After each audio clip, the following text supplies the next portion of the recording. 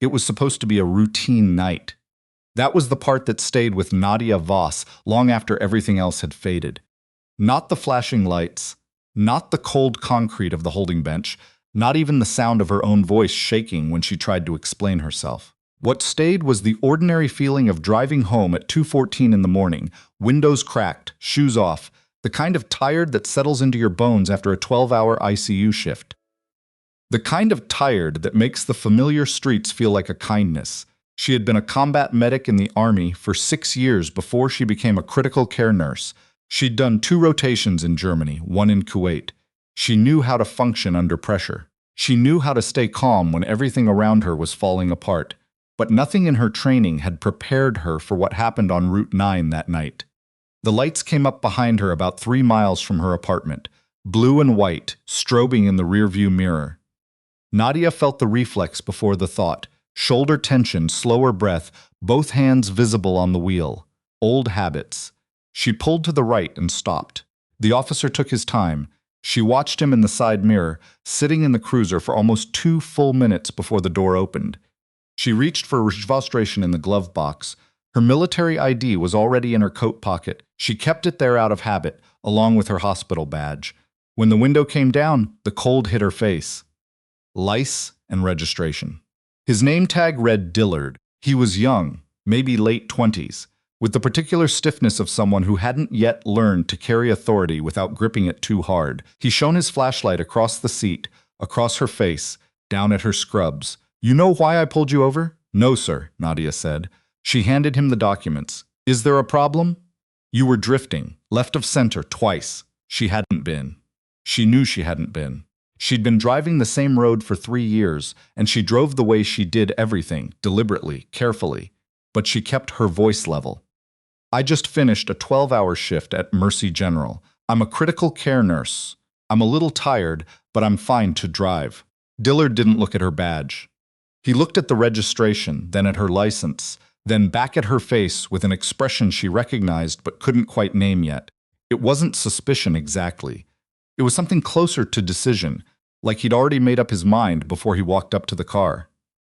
"Step out of the vehicle, please. I'm sorry. Step out of the vehicle." She got out slowly, the way you do when every instinct is telling you that speed will be misread. The air was cold and the road was empty, and the only sound was the cruiser's engine idling and a low wind moving through the tree line. "I need you to walk a straight line for me, heel to toe." "Officer, I haven't been drinking. I can show you my hospital badge. I just came off a shift. I clocked out at 2. You can call the charge nurse if you need to verify." "Ma'am." "Walk the line." She walked it, perfectly. She'd walked tougher lines under rocket fire. He asked her to stand with her arms out. He asked her to touch her nose. She did everything he asked, quietly, without argument, because she understood somewhere deep in her chest that argument wasn't going to help her right now, and then he told her to put her hands behind her back. "What? Why?" "You're showing signs of impairment. I'm taking you in for further evaluation." "I am not impaired. I am a nurse and a veteran, and I have not had a single drink. I need you to listen to me. Ma'am, don't make this harder than it needs to be." The handcuffs were cold. She noticed that. She noticed the gravel under her feet and the fact that she'd left her shoes on the floor of the car and the way the overhead lights made everything look the color of a bruise. They took her to the county station. She asked twice for a breathalyzer. She asked for the results the first time, 0.0. Dillard documented it without comment and told her they were holding her on a charge of resisting and obstruction. She had not resisted. She had not obstructed. She had asked questions, which apparently amounted to the same thing. The holding room had a bench bolted to the wall and a drain in the floor and fluorescent lights that buzzed at a frequency just below what most people would consciously notice. Nadia noticed. She sat with her back straight and her hands folded and counted the tiles on the ceiling.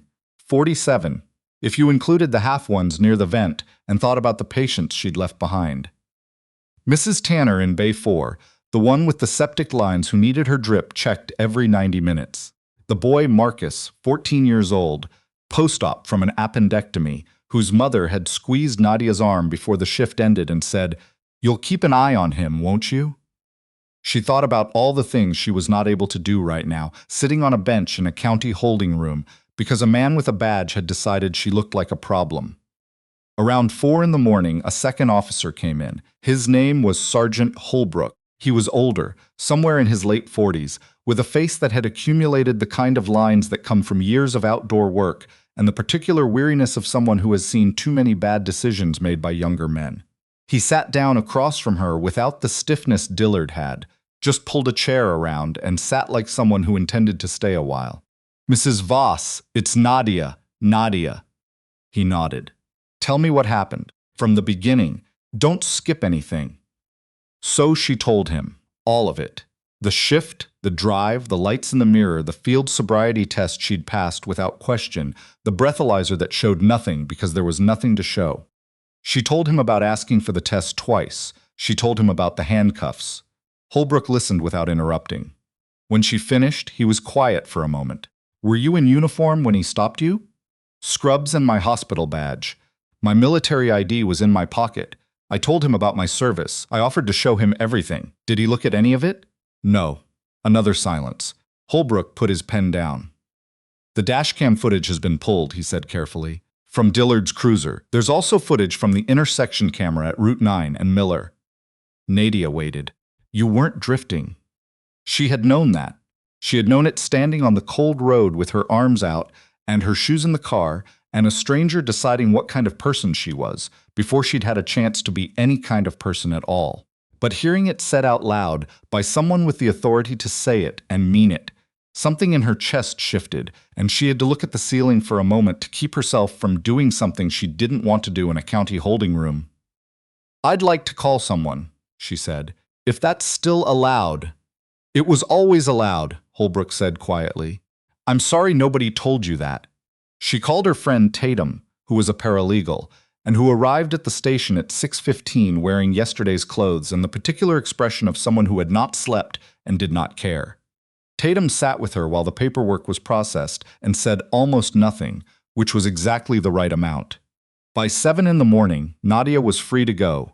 The charges, both of them, had been dropped. Dillard had been placed on administrative leave, pending a review. The station commander, a woman named Chief Okafor, whom Nadia had never met, had issued a written apology before Nadia even left the building. But that wasn't the end. The weeks that followed were the part that people didn't think about when they heard the story later. They thought about the arrest, the cold road, the handcuffs, the holding room. They didn't think about the insomnia that came after, or the way Nadia found herself checking her rearview mirror more than she needed to, or the afternoon she sat in her car in the hospital parking garage for 11 minutes before she could make herself go inside. She'd survived 2 deployments. She knew what it felt like when a thing got into your nervous system and took up residence without asking. She recognized it now. She also had Tatum, who was relentless and methodical and had already filed a formal complaint with the department's oversight board before Nadia had finished her first cup of coffee the morning after her release. She had her charge nurse, Brenda, who had written a statement without being asked, detailing the exact time Nadia had clocked out and the condition she'd been in when she left. Focused, competent, tired in the way that all of them were tired, which was the kind of tired that had nothing to do with impairment. She had her Army discharge papers and 6 years of service records and a commendation from a forward operating base in Kuwait that she'd never framed because it felt like showing off. She had all of it, and still some mornings it took everything she had to get dressed and drive to work. The review board met 6 weeks after the arrest.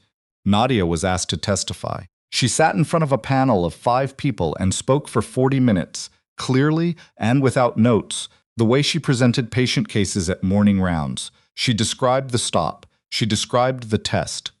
She described the moment Dillard told her to put her hands behind her back, and the way she'd done it, because she understood that her options in that moment were very limited, and she had chosen to survive. The panel asked questions. Nadia answered them. When she was done, the panel chair, a retired judge named Callister, removed his glasses and looked at her for a moment. "Mrs. Voss," he said, "I want to be clear that what you've described represents a serious failure, not just of one officer's judgment, but of the mechanisms that should have prevented what happened to you." Nadia nodded. "I also want to say, and this is outside the formal record, that the composure you showed that night and the composure you've shown today is remarkable." I had a lot of practice, she said. That's the part that shouldn't be normal. There was a silence in the room after she said it. Dillard was terminated 6 weeks after the hearing. The grounds cited were falsification of a police report. He had documented, in writing, that Nadia had exhibited slurred speech and unsteady gait during the traffic stop, despite the fact that 2 cameras and a breathalyzer test showed otherwise.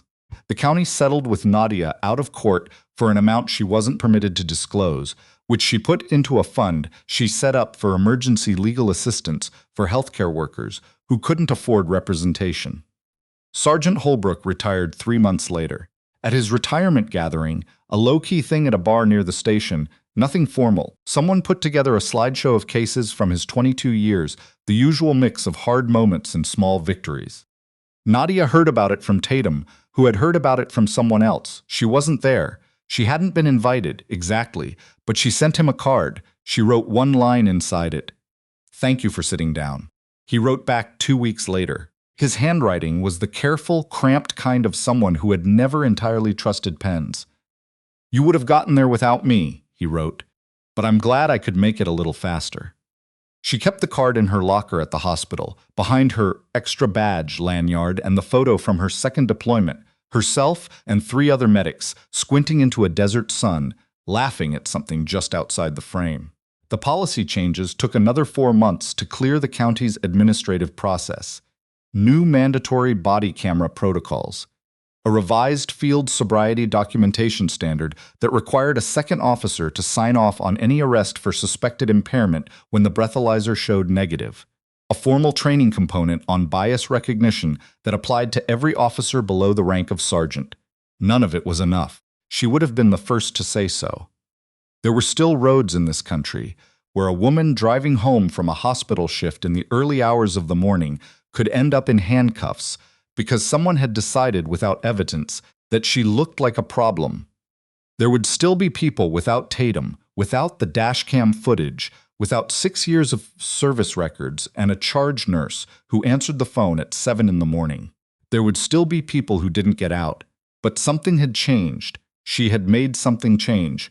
And on the mornings when getting dressed still felt harder than it should have, which happened less often now, slowly, the way things healed, she held that in front of her like a compass.